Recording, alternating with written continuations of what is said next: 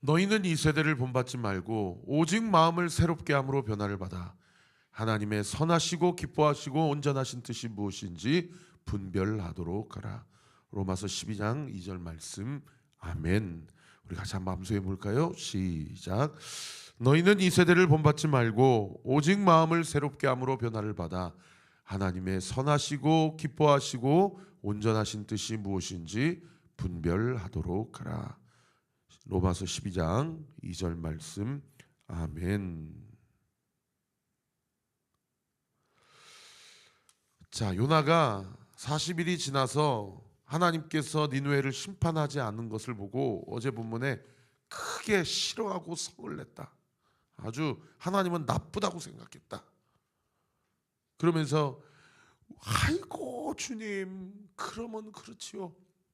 주님은 노하기를 더디하시고 인애가 풍성하시고 자비로우시고 내리시고자 하는 심판을 거둬가시는 주님이신지 내가 알았지요. 네. 이렇게 하나님을 비꼬아요. 그러면서 이제 내 생명을 거둬가 주세요. 죽는 것이 사는 것보다 낫습니다 라고 얘기를 했더니 하나님이 너가 성내는 것이 옳으냐 한마디만 하세요. 요나는 하나님과 대화도 거부하고 서편 문으로 들어왔다가 니느웨 동편 문으로 나가서 어느 한 지점에 초막을 짓고 과연 이 니느웨가 앞으로 어떻게 될 것인가 지켜보기 위해서 거기서 자리를 잡습니다. 그 초막을 짓고 니느웨를 바라보는 이 요나의 두 가지 의도를 제가 어저께 나눴는데, 첫 번째는 니네가 회개해봐야 언제까지 가겠냐, 니네는 반드시 또 과거로 회개할 것이다, 이런 냉소적이고 비판적인 사고방식. 그다음 이제 두 번째는 내가 반드시 살아생전에 니네가 마치 소돔과 고모라처럼 하늘에서 유황불이 떨어져서 멸망하는 것을 보리라. 이런 아주 비판적이고 그리고 아주 냉소적인 자세. 그런데 오늘 본문 6절 첫 구절에 보십시오. 여호와께서 그런 요나에게 무엇을 예비하셨다고 기록하고 있어요? 박넝쿨을 예비했다. 그리고 7절에 보시면은 하나님이 또 무엇을 예비했다고 기록되어 있어요? 벌레를 예비했다. 그리고 8절에 보시면 또 하나님이 무엇을 예비했다고 기록하고 있어요? 뜨거운 동풍을 예비했다. 오늘 본문에만 박넝쿨, 벌레, 뜨거운 동풍 세 가지를 예비했다라고 기록하고 있어요. 여러분, 여기 박넝쿨은 피마자 열매로 열매를 맺는 이파리가 이만큼씩 큰 이 넝쿨 관목 식물이라고 생각하시면 좋겠습니다. 또는 이 호리박, 그것도 이파리가 이렇게 커서 그 당시 여러분 지금 니느웨면 오늘날로 얘기하면 이라크 땅 아닙니까?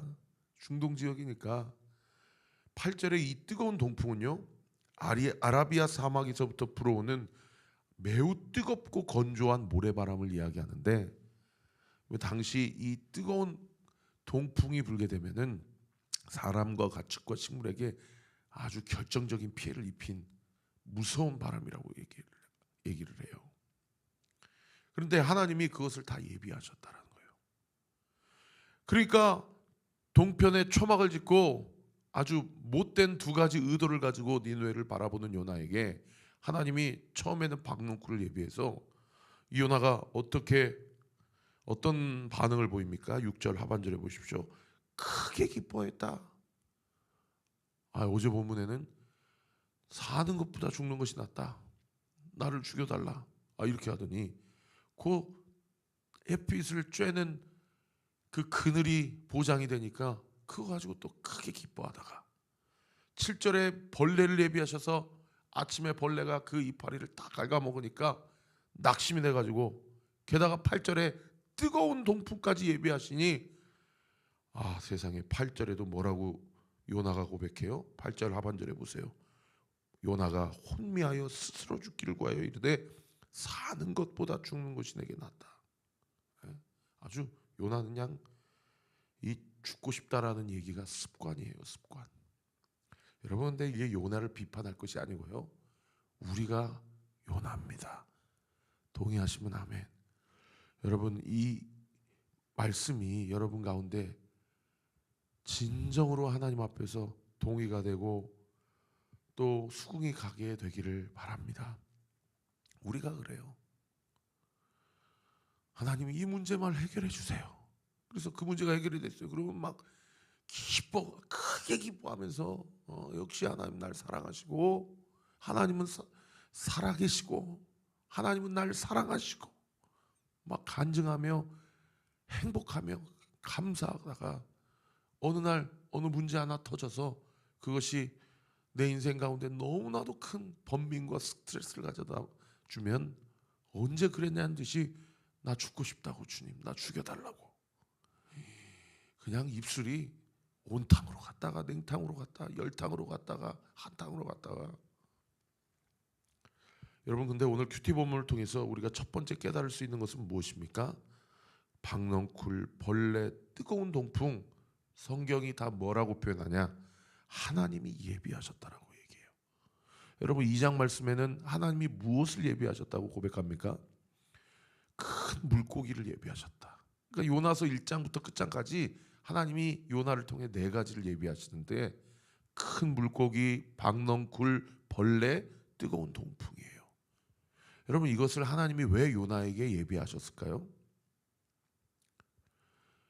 요나가 그 이기적이고 그 고집스럽고 그 교만하고 그렇게 완악한 요나의 마음을 하나님께서 깨닫게 하기 위하여 하나님이 요나를 성장케 하시고 자라게 하시고 더 정금같이 나아가게 하시기 위하여 하나님께서 여러 가지를 준비하셨다는 것을 알 수 있죠.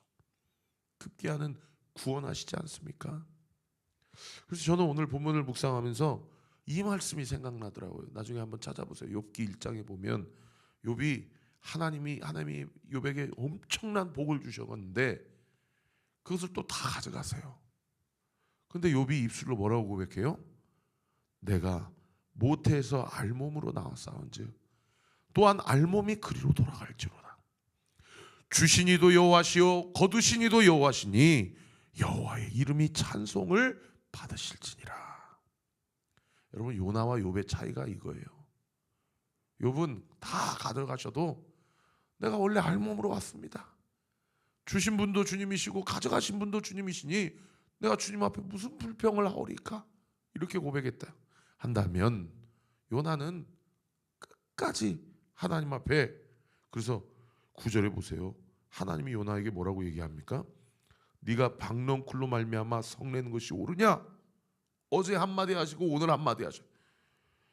네가 박넝쿨로 말미암아 성내는 것이 옳으냐?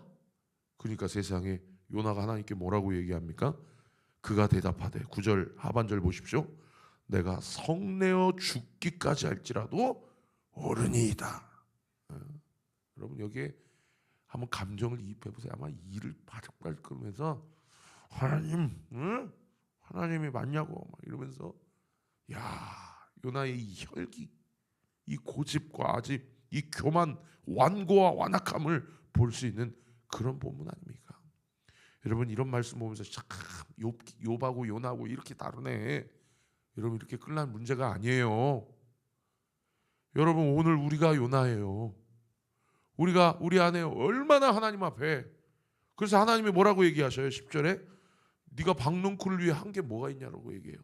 네가 수고도 아니하였고 재배도 아니하였고 하룻밤 지났다가 하룻밤 말라버리니 박넝쿨도 내가 아꼈는데, 하물며 이 큰 성읍 니느웨에는 좌우를 분별하지 못하는 자가 12만 명이고 가축도 많이 있나니.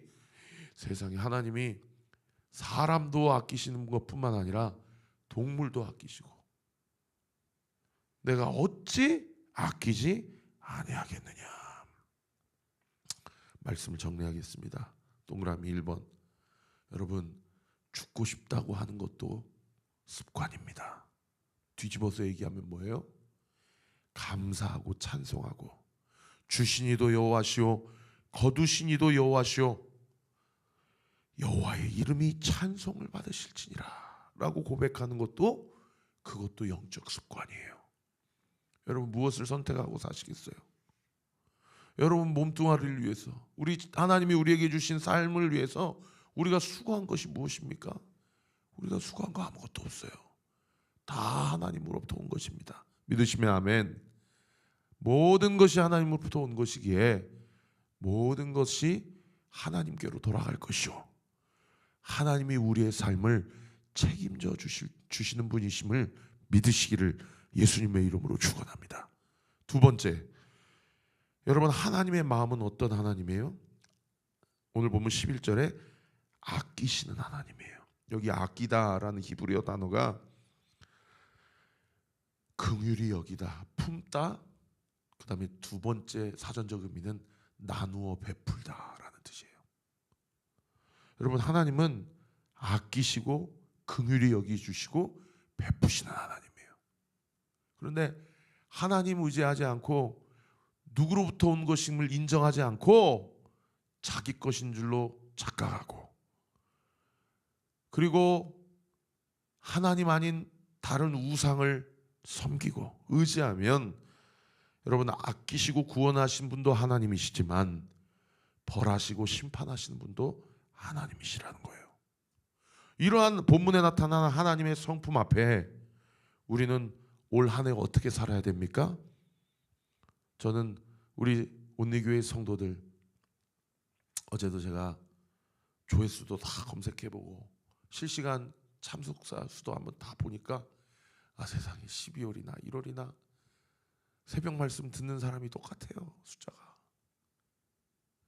여러분, 그렇게 목사가 하루의 아침을 말씀으로 시작해라, 생명의 양식을 먹지 아니하고 어떻게 육으로 살지 영으로 살겠냐고, 세상에 매 주일마다 온리교회는 날마다 주시는 큐티 말씀이 신앙생활에 꽂히니까 이거 가지고 목숨 걸고 하루 일과를 시작하기 전에 반드시 하루에 3가지씩 감사, 그리고 보혈로 덮는 기도, 하나님이 날마다 나에게 주신 생명의 말씀을 붙잡고 오늘 하루를 주님과 동행하며 살아라, 백날 얘기해도 이제 알아서 하세요. 주일날 여러분, 우리가 어떻게 해야 된다고 얘기했습니까? 하나님이 아끼시고 은혜를 베풀어 주시는 하나님이지만 심판하시고 벌하시는 하나님이라면 우리가 어떻게 해야 된다고 제가 말씀드렸습니까? 빌립보서 2장 12절 말씀, 항상 복종하여 두렵고 떨림으로 너희의 구원을 이루라. 지금 죽어도 천국 갈 수 있는가? 우리는 믿음의 확신을 가져야 된다. 그런데 장차 오실 주님 앞에 천국 갈 수 있는가? 거기에 확신할 수 있다라는 것은 그건 거짓말이라고 그랬죠. 여러분, 오늘 선줄로 생각해도 내일 넘어질 수 있는 인생이 우리 인생이에요. 그래서 우리는 무엇을 습관화해야 된다고요? 하나님 앞에 감사를 습관화해야 하고, 찬양을 습관화해야 하고, 그리고 여러분, 오늘 요나의 태도를 보세요. 얼마나 교만하고 고집스럽습니까? 하나님이 성내는 것이 옳으냐라고 하니까 내가 죽기까지 할지라도 옳습니다. 이 마음에 이 혈기와 완고함이 우리 안에도 얼마든지 있을 수 있다라는 것입니다. 오늘 이 말씀 듣고 우리의 마음이 부드러워지기를 원합니다. 에스겔 37장 23절 말씀처럼 내가 너에게 네 마음 가운데 있는 굳은 마음을 제거하고 내가 너에게 부드러운 마음을 줄 것이다. 여러분, 마음을 부드럽게 쓰십시오. 하나님께 부드러운 마음을 달라고 기도하세요. 어제도 한 성도 신방하는데 이전 교회에서 받은 상처가 많아요. 참 목회자로서 부끄럽고, 참. 그래서 근데 제가 그랬어요. 그 칼과 그 활을 뭐하러 마음에 담아두냐고. 하나님은 그 목회자도, 그 교회도, 그 성도도 하나님이 판단하시고 심판할 것이 있으면 심판하시고, 긍휼히 여기실 것이 있으면 긍휼히 여기실 것이라고. 그 하나님 앞에 맡기고 그 지나온 모진 세월 동안 받았던 그 따돌림, 그 멸시, 그 천대, 그거 예수님 십자가 생각하면서 내가 당해야 될 예수님의 십자가의 그 고난과 수치와 모욕이었는데 주님이 다 내 대신 당하지 않으셨냐고. 주님 바라보고 제발 과거의 그 상처와 아픔이 오늘 하루를 망치지 않도록 하나님 바라보고 예수님 바라보고 오늘을 살아내자고 제가 안아줬어요. 여러분, 우리 교회라고 우리가 비판하는 목회자, 우리가 비판하는 교회 되지 말라는 법이 있습니까? 우리도 똑같아요. 우리도 똑같아요. 우리가 요나라니까요. 우리 교회 안에 그런 일들이 없도록 우리가 정말 항상 복종하여 두렵고 떨림으로 하나님이 우리에게 주신 구원을 이루어가야 될 줄 믿습니다. 오늘 그 묵상하기 질문하기 한번 써보세요. 주님이 네가 이렇게 하는 것이 옳으냐라고 물어보실 때 내가 죽기까지 할지라도 옳습니다. 나는 그놈 절대 용서 못합니다. 하나님이 살아계신다면 이렇게 하셔야죠 라고 생각하는 부분이 있다면 무엇인지 하나님 앞에 한번 여러분의 마음을 점검해 보시기 바랍니다. 그리고 마지막 세 번째, 하나님이 아끼지 않겠느냐 하신다는 그 말씀이 마음에 남아요. 내가 용서해야 될 사람이 누구인가? 내가 오늘 아끼고 은혜와 긍휼을 베풀어야 될 사람이 누구인가?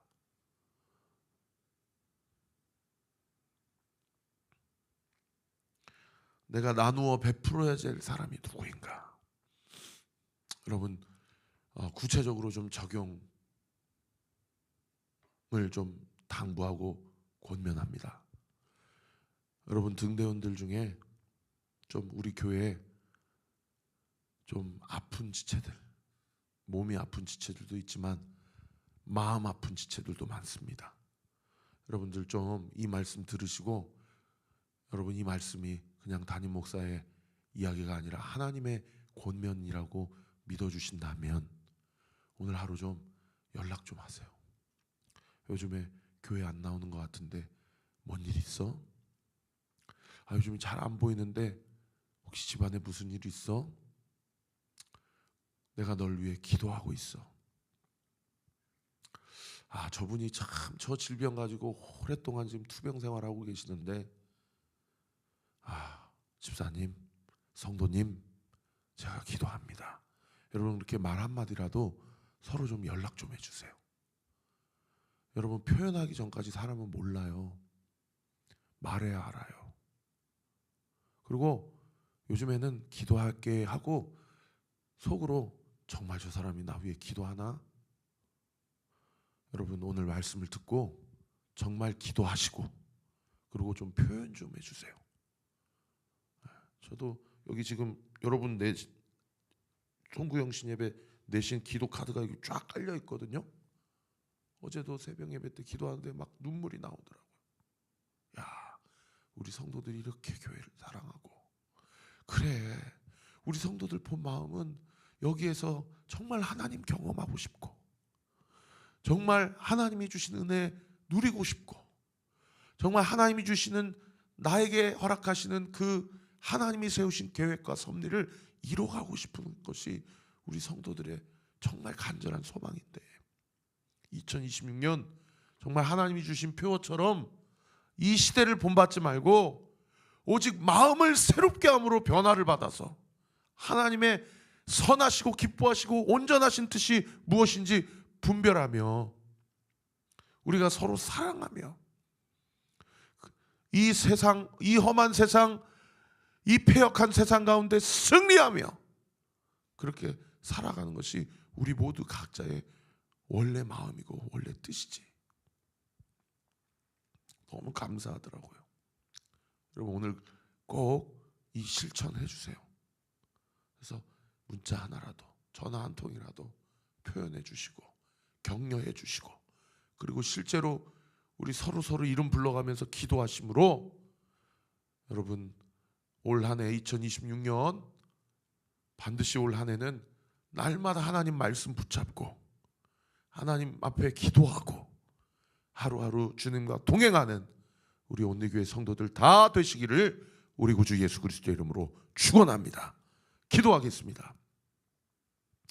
아버지 하나님 감사합니다.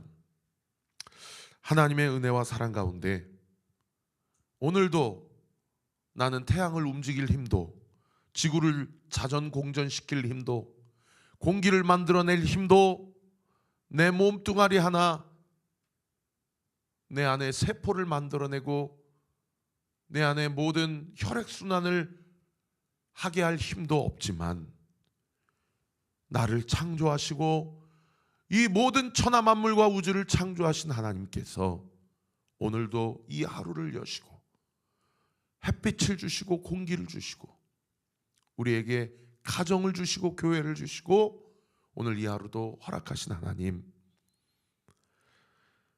앞에 모든 바짝 들어간 내 인생의 힘을 부드럽게 다 빼게 하시고 우리 마음을 굳은 마음을 제거하시고 부드러운 마음을 허락하시며 사랑할 힘을 공급하시는 하나님, 오늘 이 말씀을 통하여 내 안에 요나와 같은 마음이 있지는 않은지 우리의 마음 가운데 알몸으로 왔은즉 알몸으로 가더라도 주신이도 하나님이시오 거두신이도 여호와 하나님이시니 하나님을 찬송하며 살겠습니다 고백하는 욥의 마음, 욥의 그 결단이 우리 온리교회 모든 성도들의 구체적인 삶 가운데 고백되어지고 나타나고 이루어지는 놀라운 역사 있게 하여 주옵소서.